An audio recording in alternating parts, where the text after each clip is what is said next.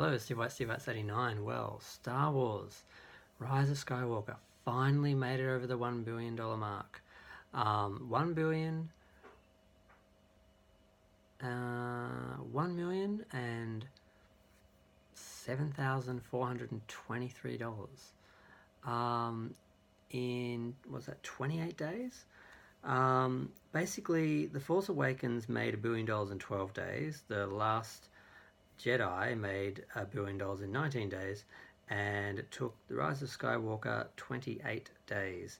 So it certainly is it's performing, it's underperforming, I think, and moving quite slow. It's crawling along. Basically, it doesn't seem to have the rewatch value that the other films did, where people were going back and seeing it again and again. I saw the first film twice.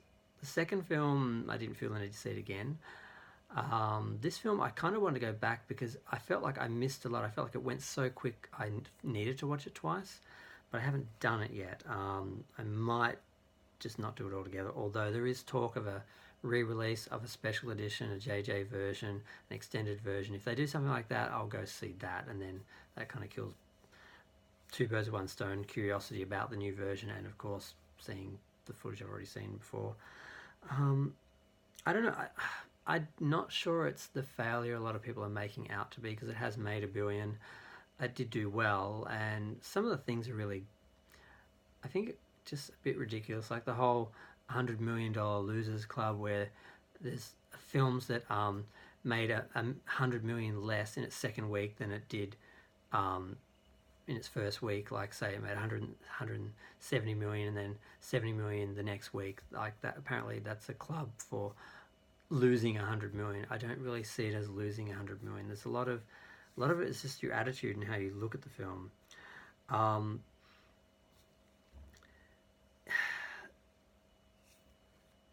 It's sort of lost out to 1917, and it's sort of like, real war versus Star Wars.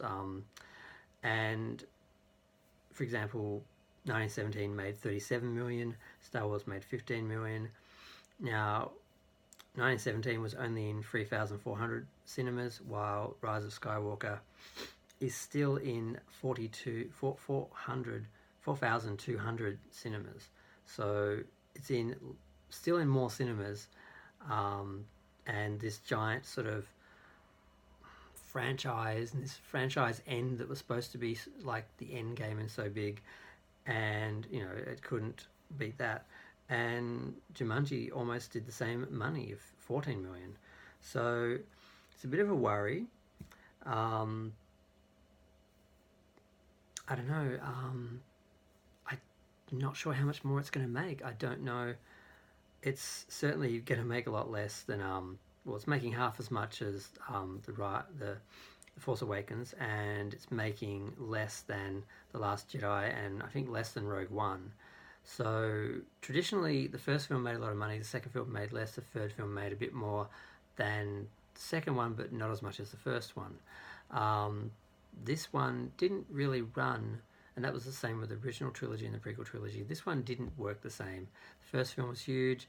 The second film did a lot less because it had a bad word of mouth.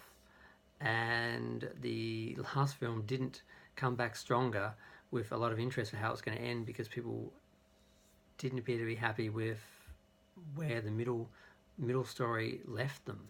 So it doesn't have the legs that the other films had. I don't think it's going to get a lot of reviews, and I think pretty much everyone who's seen it is going to see it has seen it, and it's not going to last much longer, and it's not going to make much more. And I don't think it's going to it's going to be, obviously it's making more than Solo, but I think it's going to be the least successful of the films.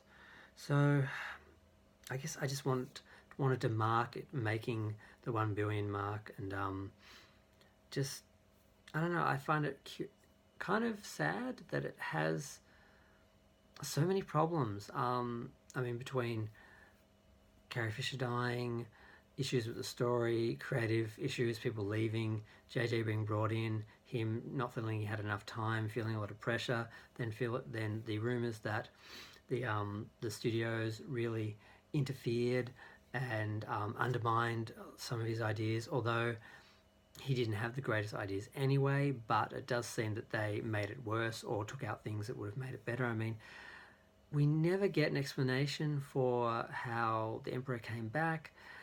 The way the film starts with the dead speak, like, we don't get, so many things aren't explained, and you spend a lot of time thinking, how is this possible? Not going with it, but questioning it and thinking about it. So just the way JJ works, where he seems to work visually and he has ideas like, you know, the seeing the Death Star, parts of the Death Star in the ocean, people fighting on that.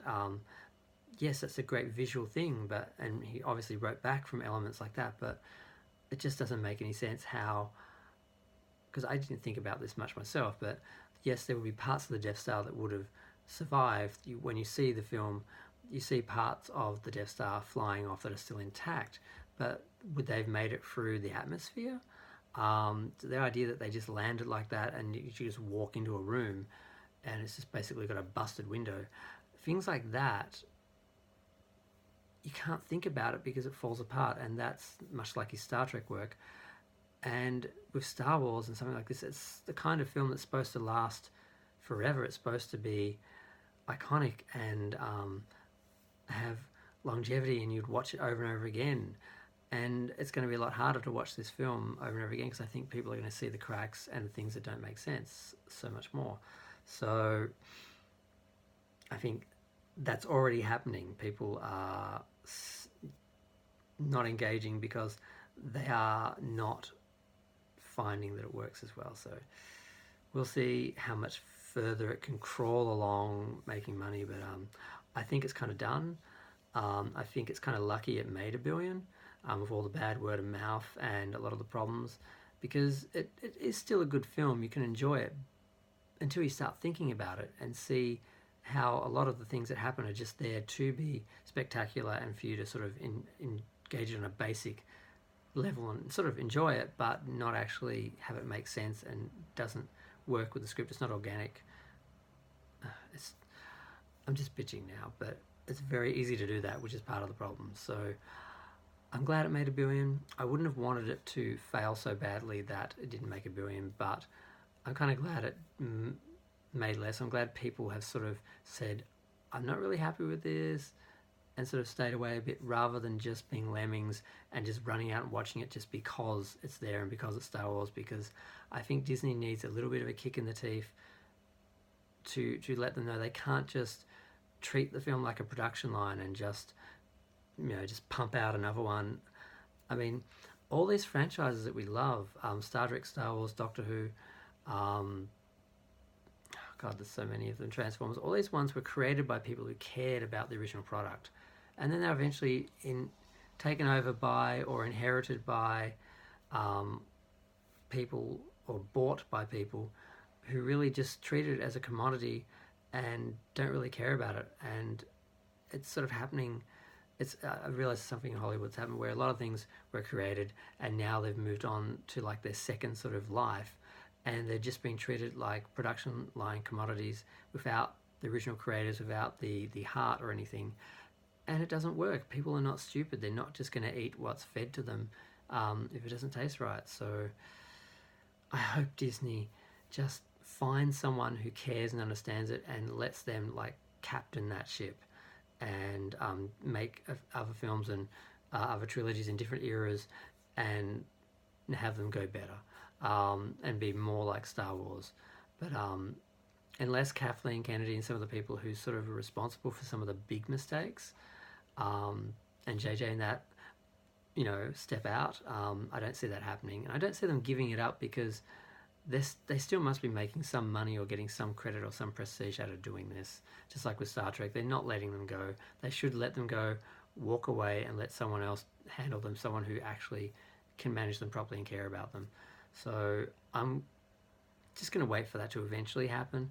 I wish it would happen sooner. I wish they would just give it all up and let someone else take it over, but they're not going to give up while they can make some money out of it. So it's an investment, it's a commodity, it's something they can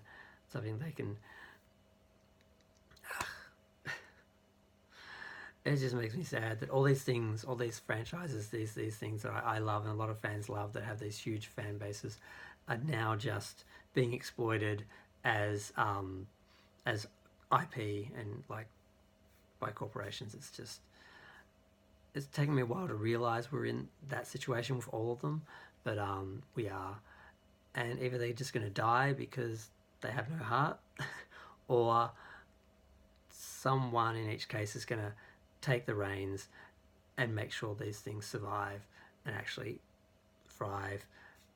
So I'm just waiting, hoping it happens and waiting for it, because I ultimately have to believe it will, because I can't really accept the idea that Star Trek, Star Wars, and all these things that I really care about are just gonna fade away and die because they weren't managed well. Well, I made $1 billion. Hopefully that'll be enough to keep it going long enough for it to be fixed. I'm going to leave it there. Feel free to comment. Comments are fun.